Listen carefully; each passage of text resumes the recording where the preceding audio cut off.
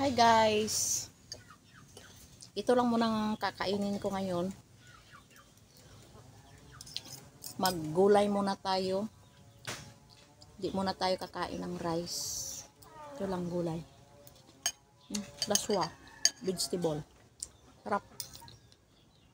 Nilagyan ko lang siya ng pritong isda. At saka lemongrass. Minit-init pa. Kain tayo. Di muna tayo mag-carbo ngayon. Vegetable muna ang ating kakainin.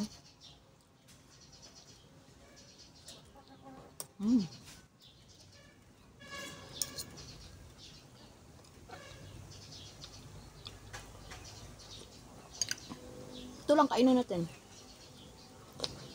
Healthy. Meron tayong okra, kalabasa, malunggay, at saka alugbate. Sarap.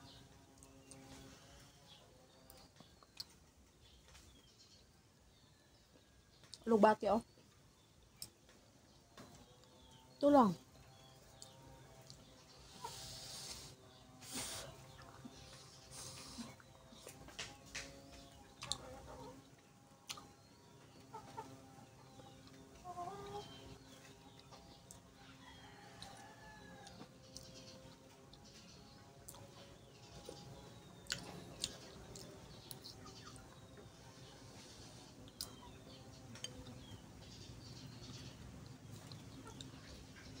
Alam nyo ba guys, masarap ito sa mga bata.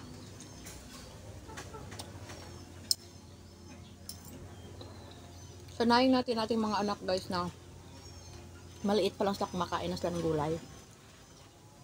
Para masanay sila na kung anong nasanayan nila, kakainin nila yon paglaki. Hanggang sa pag tanda nila. Kasi ako guys, nasanay akong gulay palaging kinakain. Kaya hanggang ngayon, sanay talaga ako sa gulay. Maghanap talaga ako ng gulay. Kasi nasanay eh. Nasanay sa bata pa dati. Wala kaming ibang ulam, gulay lang. Kaya hanggang ngayon, nasanay ako. At hanap-hanapin ko talaga ang gulay. Sinong relate dyan? Relate ba kayo? Kadalasan sa mga taga-probinsya, relate talaga dito guys na palaging gulay ang ulam. Kaya mga anak ko guys, sinanay ko sila na maliit pa lang sila kumakain ng gulay. Yan, nasanay sila. Ngayon kumakain na sila ng gulay. Ano lang yan gada eh. Sanay lang yan eh. First, ano mo sila, maliit pa lang sila, sanayin mo na sila hanggang sa paglaki nila, nakasanayan na nilang kumain ng gulay. No. Kaya,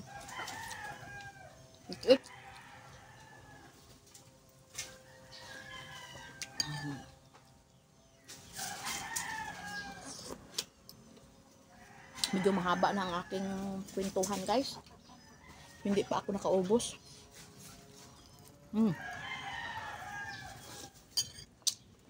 Yan ko kung guys.